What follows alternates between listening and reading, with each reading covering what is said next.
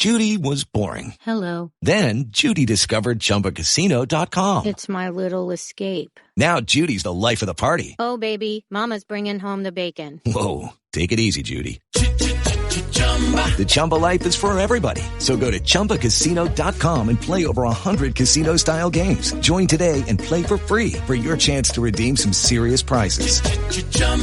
ChumbaCasino.com. No purchase necessary. Void where prohibited by law. 18 plus terms and conditions apply. See website for details. Okay, round two. Name something that's not boring. A laundry? Ooh, a book club. Computer solitaire, huh? Ah, sorry. We were looking for Chumba Casino. That's right. ChumbaCasino.com has over 100 casino-style games. Join today and play for free for your chance to redeem some serious prizes. ChumbaCasino.com. No purchase necessary. Void where prohibited by law. 18 plus terms and conditions apply. See website for details.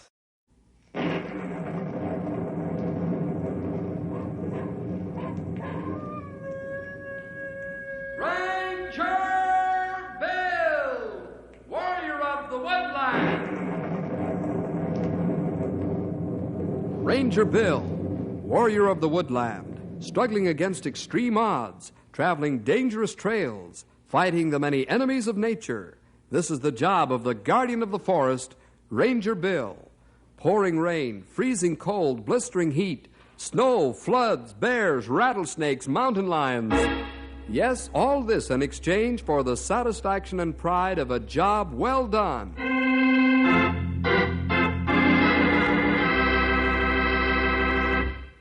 Say, do you have a dog? If you do, you love him, don't you?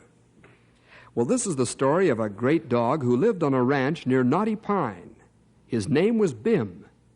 Bim's masters were Otto Jorgensen and his two sons, Eric and Paul. Now, Bim was a very unusual dog, yet he wasn't any different from your dog in lots of ways. His love and devotion to his masters were boundless. Bim is gone now. That great dog heart is still. Those who love his memory are gathered in the lobby of the newly built Memorial Clinic for Animals. All of the rangers are there, and Bill is the master of ceremonies for the dedication of this wonderful animal hospital. Let's join the crowd as they talk together. Quite a crowd of folks gathering here. Almost fill the lobby, they do.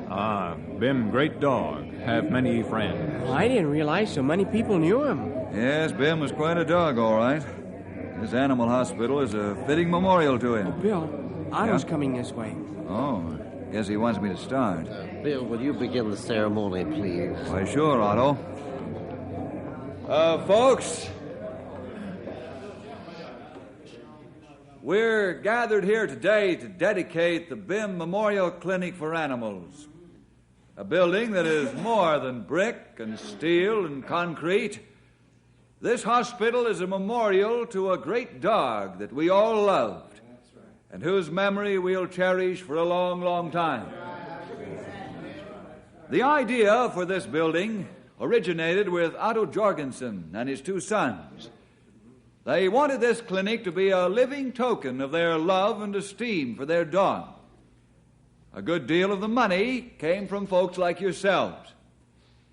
This hospital and clinic was built for the study and treatment of animal diseases, so that the animals may enjoy a fuller and longer life. To the memory of Bim, a great dog, and his heroic deeds, we dedicate this building with all its equipment and staff. Also, so that no other animal will have to suffer the same slow and painful death, we dedicate the scientific research that will go on inside these walls. Thank you.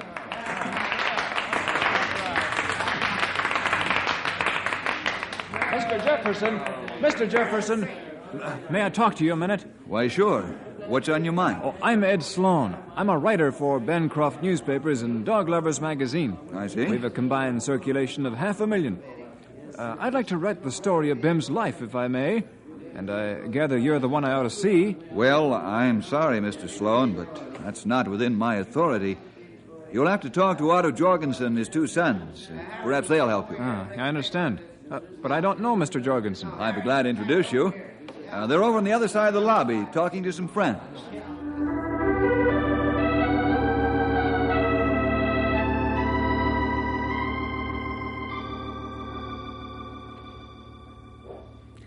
Mr. Sloan, I don't know how well I can tell this story, but maybe Bill can help me out in a few places. First thing, I ought to say I wasn't too sold on Bim at first. Oh, why not, Mr. Jorgensen? Well, I'd always set my heart on owning a pedigree dog. Bim was just a gangly puppy. Good blood, but a mixture. Bim actually was rather a badly put-together mass of fur, big paws, and powerful body. I never thought he'd amount to much, to tell you the truth. How wrong I was. I'll never forget one day when Bim was about 6 months old. Paul and Eric was playing with Bim on the front lawn. Come on, sing it, Bim. Get Eric. Come on, pull his ears off. Atta boy, come on, chase him around. Come on, pull his ears off. Atta boy, come on, let's go. Eric, Paul, what in the name of common sense are you doing, playing with that hound on the front lawn?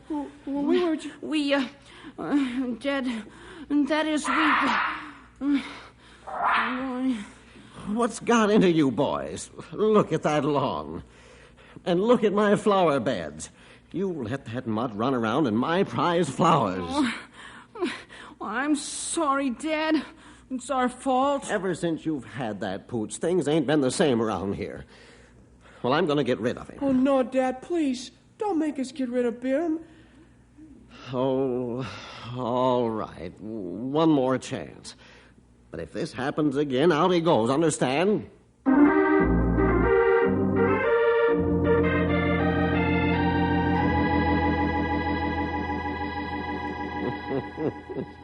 I was very angry at the time, but I saw no reason to change my opinion about Bim. But as time went on, gradually he grew out of the awkward stage. At 9 months, he began to show signs of becoming a powerful dog who could run like the wind. I was pleased, but I still didn't think he'd be much more than a pet for the boys. And I really didn't intend to make good my threat of throwing him out. I knew it would break the boy's heart. He was their dog. Well, the first in a series of outstanding acts of bravery and heroism occurred when Bim was 10 months old. Eric and Paul got the habit of taking Bim out on the range with them every spare moment they could find. Let's see if we can find any more of those swell-colored rocks, Paul. Okay, that's a good idea, Eric. What kind of rocks did Dad call them? I don't know. Something like quartz. Yeah, that's it. Hey, let's head for that ridge over there, huh? Okay, I'll race you. All right. Come on, Skeeter. Dig in, boy. Let's go. Come on.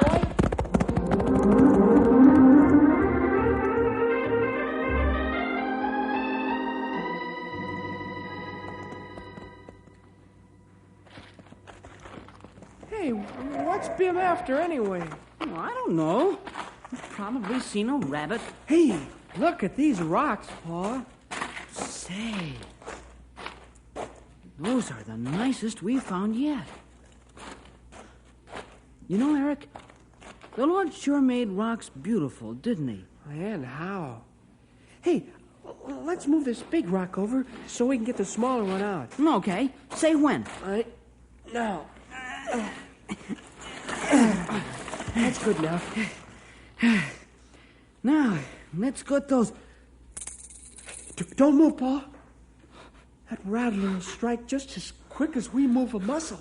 Yeah, you said it. Look at the size of him. Where did he come from? I don't know. Must have come out from behind the other big rock when we moved the smaller one. Eric, looks like we're going to have to stand here all day. That's better than getting bit. He hasn't coiled yet. Maybe he'll go away. Oh, yeah. He's crawling right at us. What do we do? Hey, Paul, look. The rattler's not after us. Huh? He sees something. It's Bim. The rattler sees Bim. They're going to fight. Hey, let's get back. Get Kill going. it, Bim. Kill it. Just hope that snake doesn't bite our dog. Oh, I never thought of that. He hasn't got Bim yet. Come on, Bim. Get him. Look. the rattler. Come here, boy. Oh, boy, good boy, Bim. Good boy. Bim. Atta boy. Boy, oh, boy. Hey, we've got to get home and tell Dad about Boy, you this. said it. Now maybe Dad will believe it. Bim's a real good dog.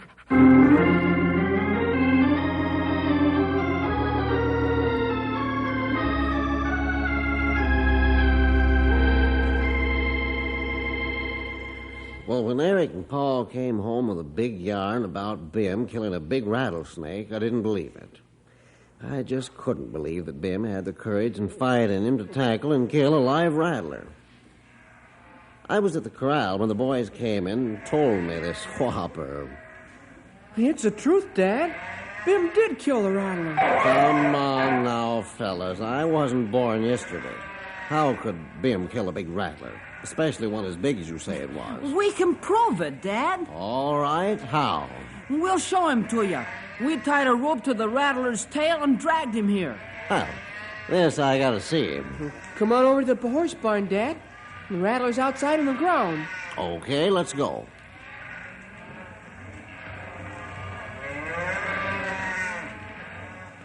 There, Dad.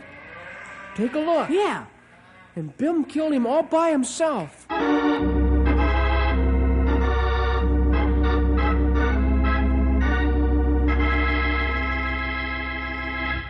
Well, the boys had me where they wanted me. I examined the dead snake and could easily see where Bim's teeth had done their job right in back of the head. I was still pretty pig-headed about it all. I told the boys that Bim's killing the rattler was an isolated incident, and he'd probably never do one thing else that was worthwhile.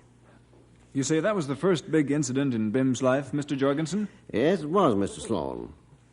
The second incident followed 6 months later. Winter was close by, and I'd sent Paul out to round up some wild cattle.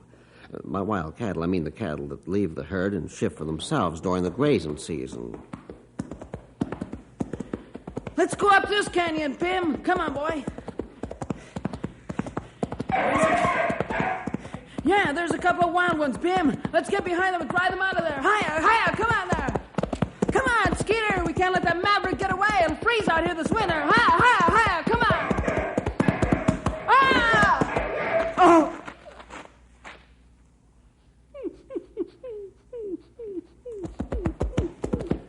Paul was out like a light. His horse, Skeeter, had stepped onto a chuck hole and thrown Paul against the canyon wall. The boy had a broken collarbone, a fractured shin bone, and he was very badly bruised and shaken up. Bim started licking his face and hands, and Paul slowly came to. He was crying from pain. Oh, shoulder. Bim, I'm hurt bad. Bim, go find Skeeter. Oh, bring him back. Find Skeeter. Bring him back, boy. Go. Bim left Paul and went after the horse. He picked up Skeeter's trail and soon caught up with him. Skeeter was over his initial scare now and was just browsing in the grass. Fortunately, the bridle straps was hanging down, and Bim took them in his teeth and obediently led the horse back to Paul. Oh, good boy, Bim. Lay down, Skeeter. Lay down, big fella. Attaboy. Thanks, Skeeter. Now, hold still, boy. While I try to crawl across the saddle. Just a little bit farther.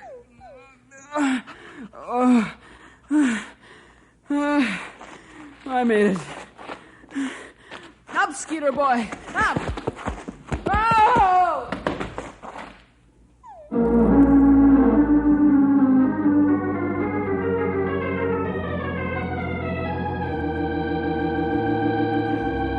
In case you don't know, Mr. Sloan, it's rather a difficult job for a horse to get up with a rider on his back. And Paul was in such pain that he didn't realize he wasn't balanced properly across the saddle. So when he told Skeeter to get up, Paul fell off. Back home, Eric and I began to get worried when Paul and Bim didn't show up for supper. Got to be about 9 o'clock. Then I decided to do something.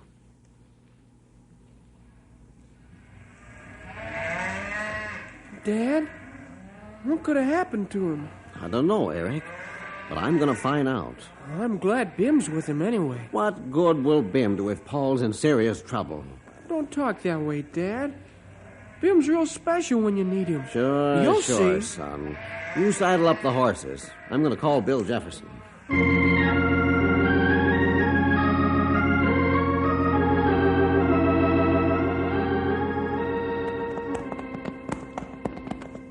You lead the way, Otto. We'll pick up the trail when we get into the area. Okay, Bill. If Grey Wolf and Stumpy can't find him, we can always get bloodhounds. Yep. Come on, Storm. Get up. Here you go, boy. Come on.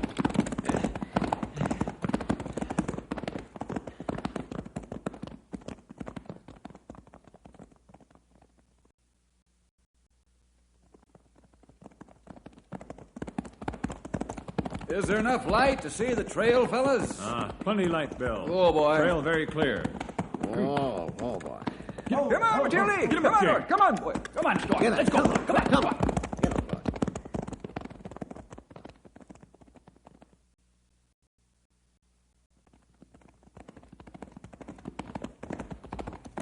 Say, let's hold it up here. Whoa, Matilda. Whoa, Storm. Whoa. Well, sign's kind of messed up here, isn't it? Can you make it out? Is this where they had the trouble? What's it say, Grey Wolf? This sign say horse and dog going to small canyon ahead. This sign say cattle, maybe half dozen head, come out of canyon. That fits. Paul and Bim was rounding up wild cattle. Now, over here, it says that horse come out again. And the dog come out. Did they go back, or were they chasing the cattle? Over here, Otto, Bill. What'd you find, Grey Wolf? See something different? Look here. Dog walk in front of horse. They go back in canyon. I say dog lead horse back into canyon. Well, I'll buy that, sonny. That means Paul and Bim are in that canyon, unless I miss my guess. You agree, Grey Wolf? Stumpy right. Then let's get into that canyon.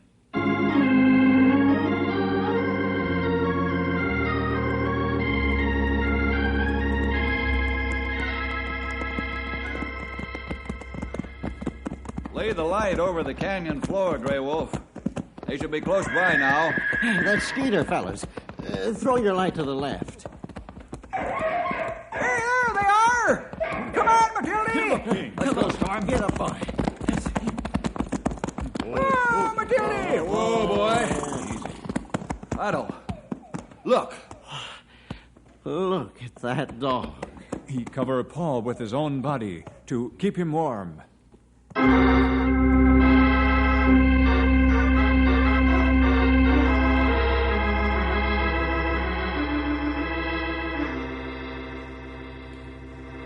Afterward, Paul told us the whole story. Then I knew I'd been wrong and the boys were right. We had a great dog in him, so I asked the boys to forgive me. From that time on, Bim and the boys and I became an inseparable foursome. Then the day came when the catastrophe at Pearl Harbor plunged us into World War II, and the boys came to me with a request. Dad? Dad, we've been reading in the papers how the armed services need dogs. That's right, Dad, and, well, we'd like to send Bim. You want to send Bim to war? Sure. We're too young to enlist ourselves, so... And we want to do our part to help win the war. Are you absolutely sure you want to do this, boys? Yep. We thought about it a lot. You will realize, of course, that Bim might be killed in action. We've thought about that too, Dad, and... Yes? Well, a lot of soldiers might get killed, but then they might not, too. That's right. Bim's really tough, Dad. We're sure he'll take care of himself.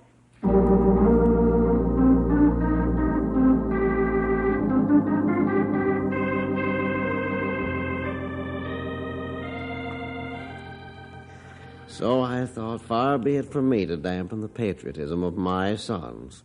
I was proud of both of them the next morning when we walked into the recruiting station for the Marine Corps in Knotty Pine.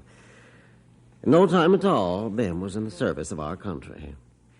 We said goodbye to Bim, and I'm not ashamed to say that, just like the boys, tears was rolling down my cheeks. Bill, you take over the story from here, will you? I think you can tell about Bim's war record better than I can. All right, Otto. I sure appreciate your helping me, Mr. Jefferson. I don't want to leave a thing out of Bim's life. Well, it so happened, Mr. Sloan, that I was with the 3rd Marines in Bougainville, same as Bim. I got the story firsthand from the fellas that had Bim with them. It was pretty rough going. A company of the 1st Battalion was trying to flank the enemy, and they weren't having much success because they were pinned down by a Japanese machine gun nest set up in a pillbox, which the artillery just couldn't get. Captain, we won't move another inch until we knock out that pillbox. I'm well aware of that, Sergeant. Gotta be patient for a while. If we try to rush, we'll lose a lot of men. But, sir, it's the only way we'll ever get past them. The artillery and the mortar shells bounce off that thing like water off a duck's back. I know. That's why I've sent for Bim. Oh? Hey, Bim will get him out of there if anything will. And believe me, they'll think of screaming Mimi at him if Bim ever gets into that pillbox. Mm-hmm. Hey, here comes the corporal now with Bim. Well, that's fine. Corporal Udowski reporting. Good, Corporal. Bim, how are you, boy? I hope this isn't too risky, sir. I wouldn't want Bim to get it. Corporal, please don't get the idea that these dogs are out here for us to use, or we don't want to send in men. We use them only where they can be used to better advantage than men, see? They're not cannon fodder, understand? Yes, sir. Now look, you see the fire lane from here? Yes, sir, I do. Well, send Bim up the left side. We'll give him covering fire until he jumps for the window. Yeah. Then we'll cease fire and rush the pillbox.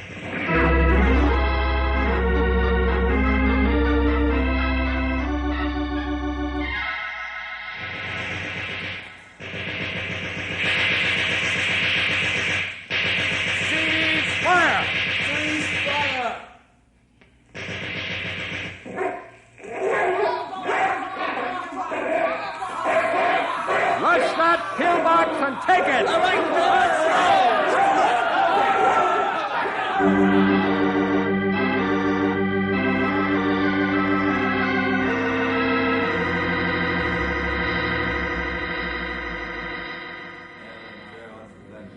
Our prisoners are on their way back to the stockade, sir. Very good, Sergeant. How's Bim?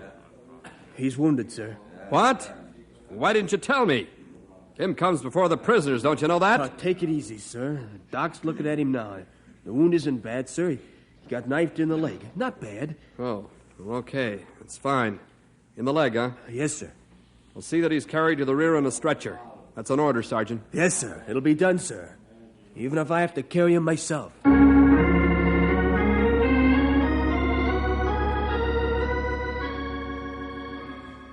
That's the story of Bim's service with the Marines. Thanks, Mr. Jefferson.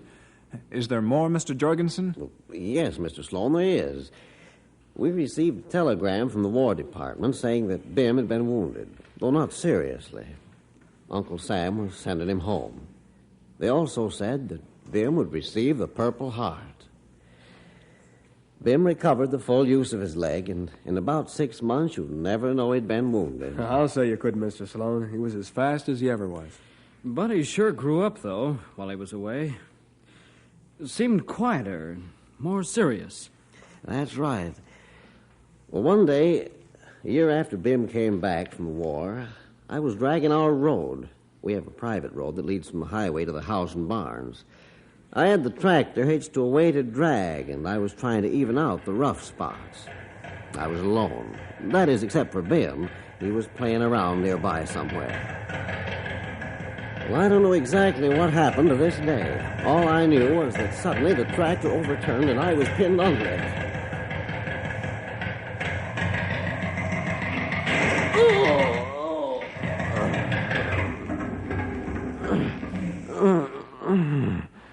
Bim, help me. Bim, dig me out of here, will you? Good boy, Bim. That's right.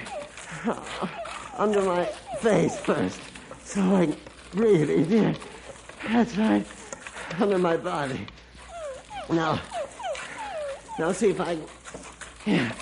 Yeah, that's it. Good boy. I'm almost clear. That's all right. You can scratch me if you want to. That's it. I'm coming out. And you mean to tell me that your dog dug you right out from under that tractor? Yes, Mr. Sloan. Amazing as it sounds, he not only dug the ground out from under my face so I could breathe, but he dug the ground out from under my chest and body. Enough for me to crawl painfully out, broken back and all. That sounds unbelievable. All of it was in the local newspapers. What a dog he must have been. Would you care to tell me how he died? Yes.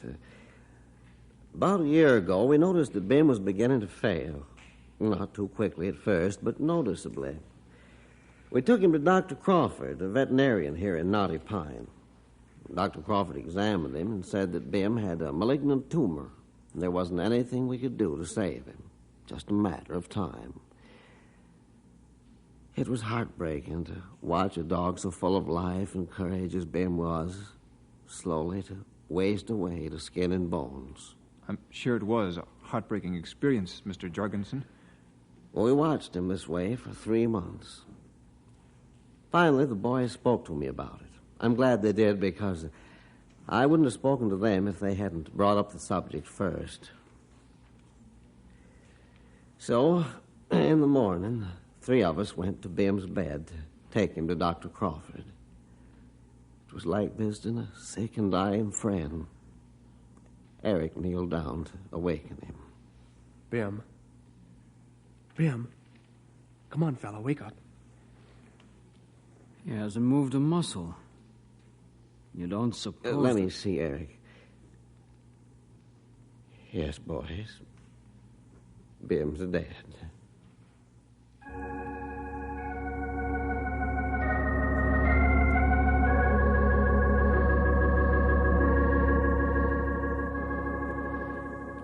We were glad we didn't have to take him to Dr. Crawford, though all of us were broken-hearted that we'd lost him.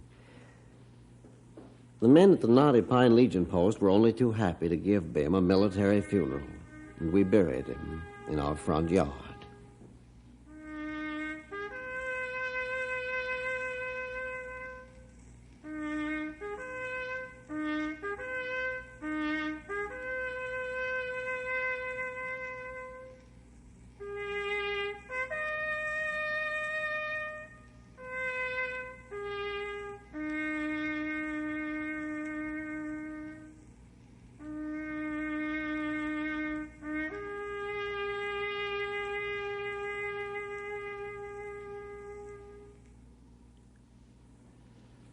I make no bones about saying that I cried like a baby.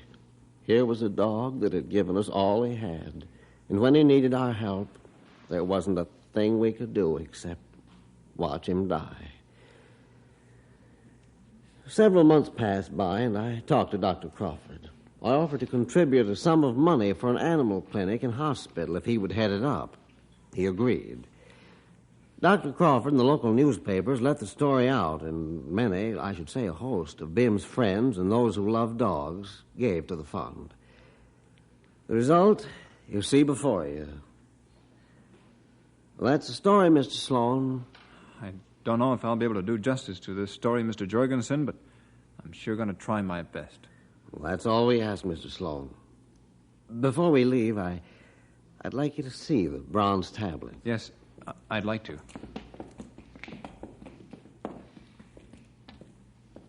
Read it, will you, Bill? In loving memory of our dog, Bim. He loved and asked no love in return. He knew no selfishness except to duty. He knew no fear except that he hadn't done enough. He gave all he had and asked no recompense. This tablet is inscribed for all to read, realizing that Bim lived as we should live. The Jorgensens.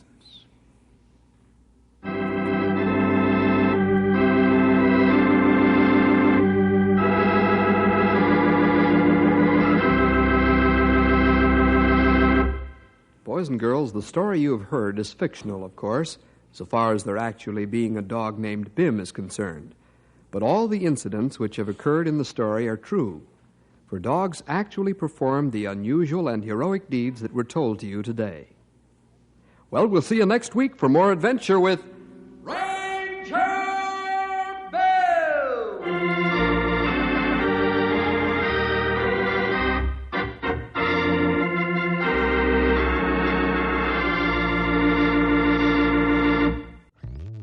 Hello, Saver. Whether you're saving for that trip to the tropics or saving for an emergency, now is the time to take advantage of Wells Fargo's savings options. Wells Fargo offers savings accounts that can help you save towards your goals. So, what are you saving for? Visit a Wells Fargo branch or wellsfargo.com/save to open a savings account today. Wells Fargo Bank, N.A., member FDIC. Hello, Saver. Whether you're saving for that trip to the tropics or saving for an emergency, now is the time to take advantage of Wells Fargo's savings options. Wells Fargo offers savings accounts that can help you save towards your goals. So, what are you saving for? Visit a Wells Fargo branch or wellsfargo.com/save to open a savings account today. Wells Fargo Bank, N.A., member FDIC.